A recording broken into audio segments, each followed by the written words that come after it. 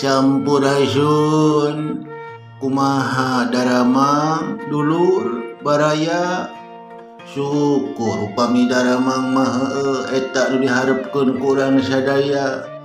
Mugi urang sadayana sing gampil rezekina milikna dilancarkeun sagala urusana. Jauhkeun teu hese gampilkeun kanu gampang. Mugi ya urang salawasna sing balalager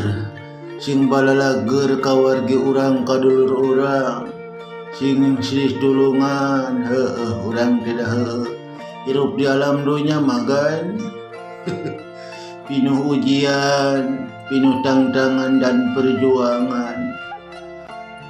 Sok aya ngobrol nu jadi kolot mah sok ieu kasep gelis hidup teh sing jalma turut perintah agama ulah jauh ti ulama kade sing bisa ngabakti ka indung bapa ngajungjungkeun ngahabagakeun ngajungjungkeun derajat kolot sangkan tinanggih kolot teh kabungahan kabagyaan. Non sababna kadeudeung indung teh jeung kanyaah bapa teh moal laas ku rasa cinta salawasna ngadoakeun hidup sing jareujeuh sing sarukses kanu jadi anak teh sing manggih kabungahan kabagjaan sing lalalancar sing galalengser sing wararas waluya salawasna sing tinanggih cita-citana sing terwujud sing terkabul. Doa kolot mah sok manjur bralaku bapa jeung ku mamah teh didoakeun hidup teh kahayang anjeun teh sing laksana sing terwujud. Mun bisa mah urang teh sadaya dulur sakandung wargi nu anggang barai caket hayu urang silih tulungan boh ku jasa boh ku tanaga boh ku carita boh ku saran. Mun aya milik leutik gedena nya mangga urang da silih tulungan sangan bararungahan wargi-wargi urang teh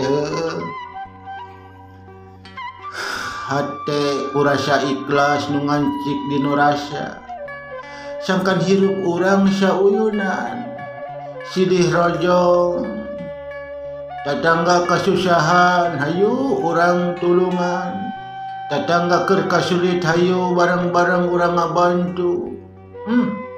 Resep katingalina ai jeung dulur alalakur mah urang teh insyaallah Allah subhanahu wa taala ge resepkeun ka jalmi anu nu mere kahadean kabaikan beungpeung urang hirup di alam dunya sing bisa kade zaman ayeuna mah da sok ieu kan loba carita dulur jadi batur tidak kan satadina deket jadi jararau akibat kukurang perhatian kukurang nulung merenah ditun minta bantuan besok aya bae jalma teh sok ngeun masalah dulur jeung batur oge dulur jeung dulur sok araranggang tinu carita cekcok tinu carita sagala hanteu oge maniwatir gara-gara nginjeum sok aya ti dibere jamelun ulah kitu da hirup rumah tangga mah hirup loba ujian urang teh sing sabar hing tawakal ka Allah subhanahu wa taala jeung deui aya oge loba carita.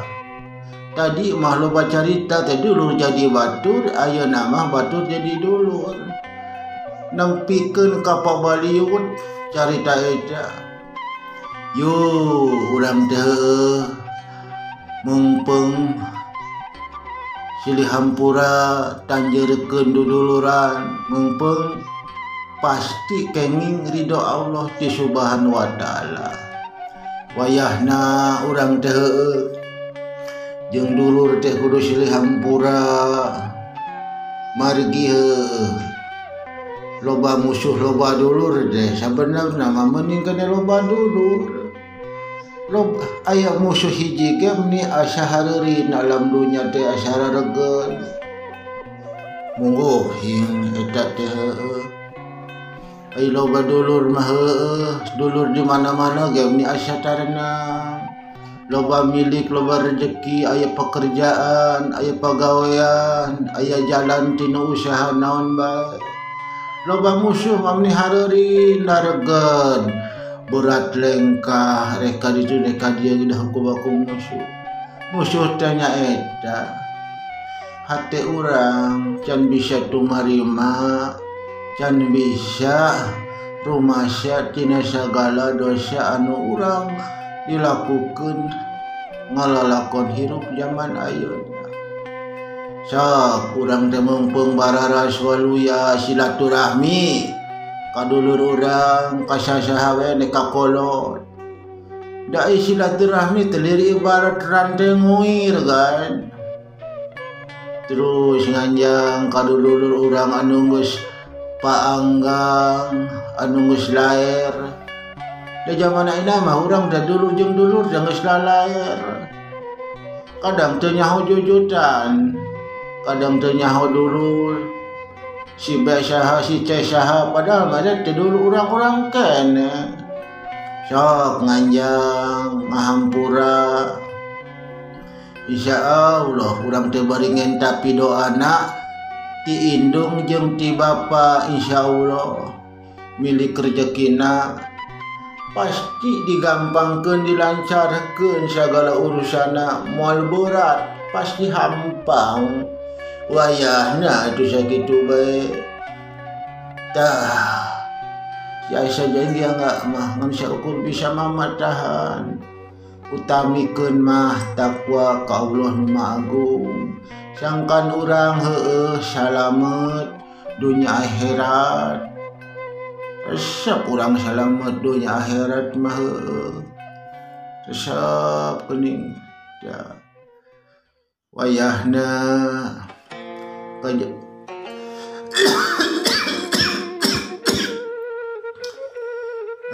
wayahna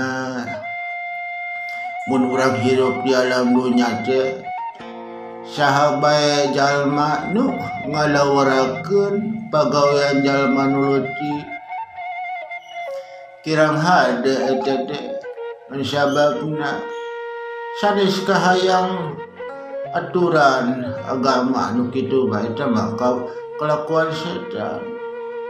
Komo deui katut pangabisana oge jasana jalma leutik mah heueuh ikhlas. Luat liat kesang leutik kesang bada oge mun digawe teh ikhlas tara dikurangan malahan mah ditambahan waktuna eueuh perhitungan jalma leutik mah ngabelaan jalma nu gede. Gitu padahal mah jalma leutik mah gaen ku basa ku carita nu ngeunaheun tutur basa sopan santun DP si sakali-kali mah itu kan nu gede teh heueuh sing ngarikeun ka nu leutik.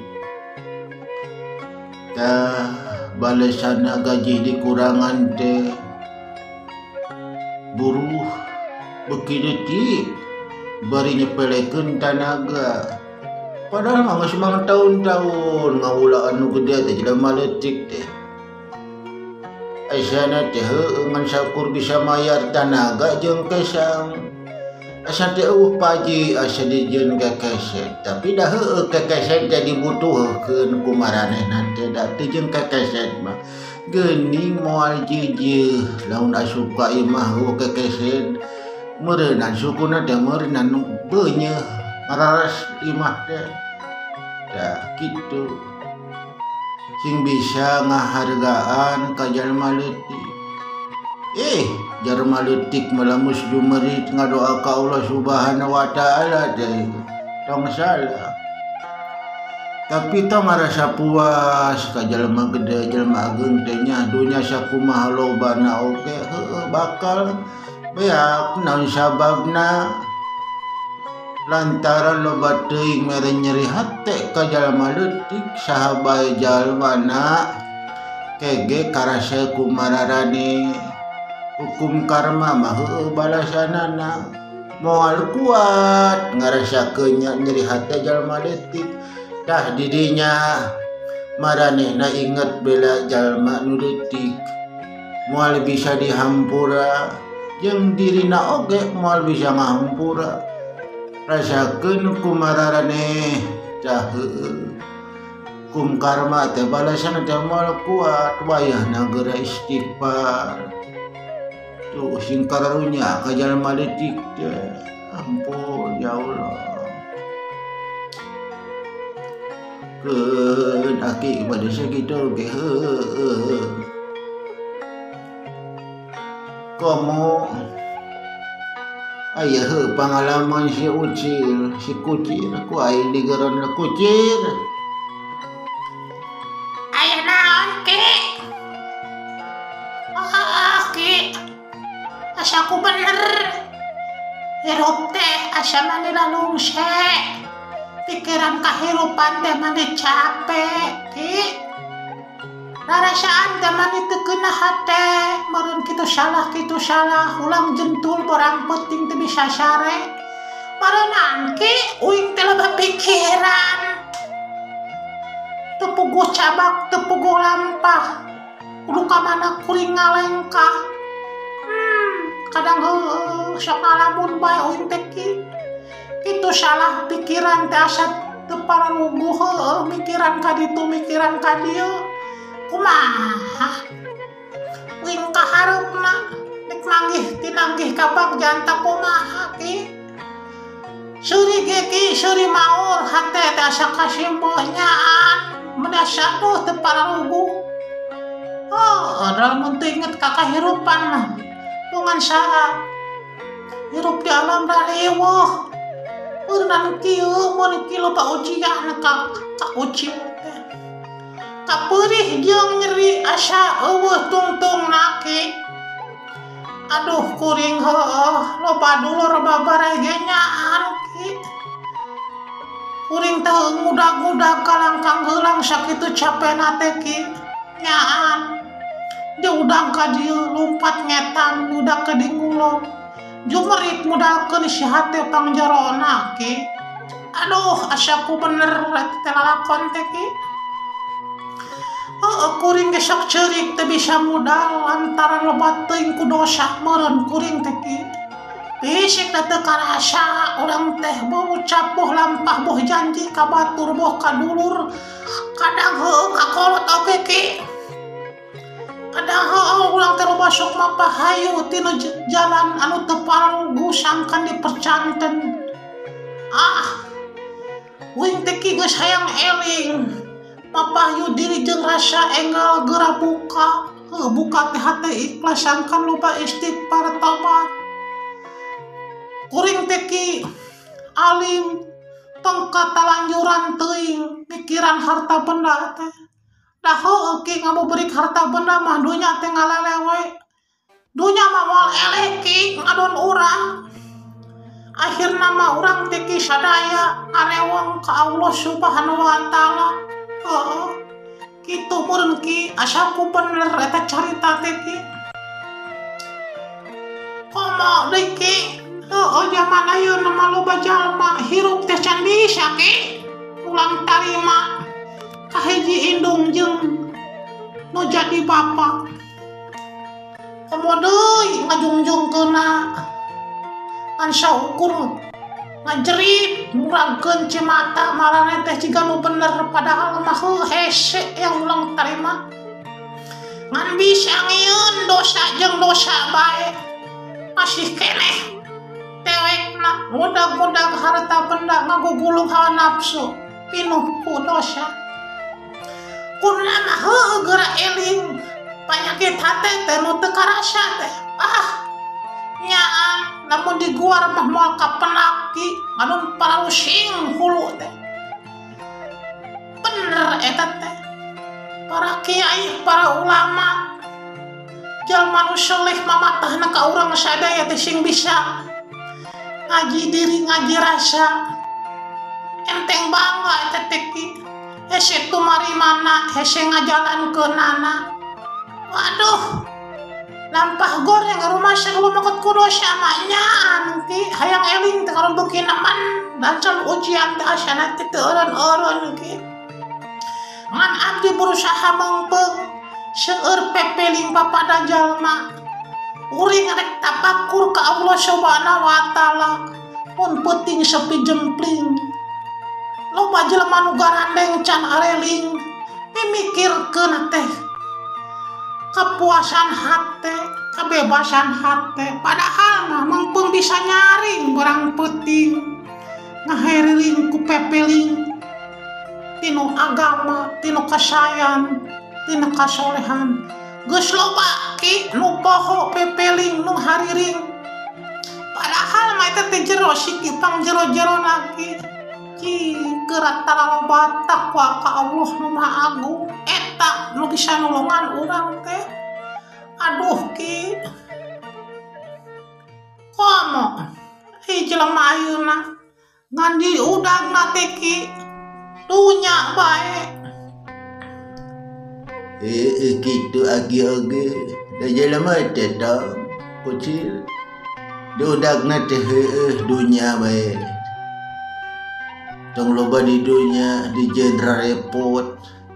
Sakabe oge geus aya bagian jadi kolomerat sing bisa apal harta benda anu mangpaat pasti milik rezekina moal pegat-pegat. Kitu ki bener eta teh nampan teh ki cari jaga. Haki ge sakabeh urang umat na sing katarobat sing bisa burabere sifat tongkoret. Saya bener eta ki.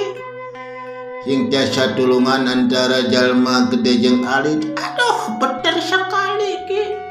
Tongkoret ka diri, tongkoret ka jalma nuju nu samporet. Aduh urang teh kudu nulung ka nu butuh ki, nalang ka nu susah, nganteur ka nu sieun ki. Geus bisa naon. Maneh kucir ngan hirup teh di alam jagat. Can bisa naon ki. Ngan dosa jeung dosa bae pun ka akhirat. Wayahna maneh sing takwa tobat nu bisa nulungan keadaan papada umat teh. Salamet dunya akhirat diangger keadaan jeung keadaan papada umat. Aduh nuhun ki. Uing ngerek Hereknya anu ki diajar bener ki. Ampang urang teh sehat. Wararas waluya ki. Syukur ku aki doakeun. Hidup teh sing jadi jalma soleh takwa ka Allah Subhanahu wa taala. Ku aki jadi doakeun sing gampir rezekina sing geura kawin. Naon ki? Pasak tuh ki. Yang iya, yang ala lauk kacai ki. Syukur jong brada.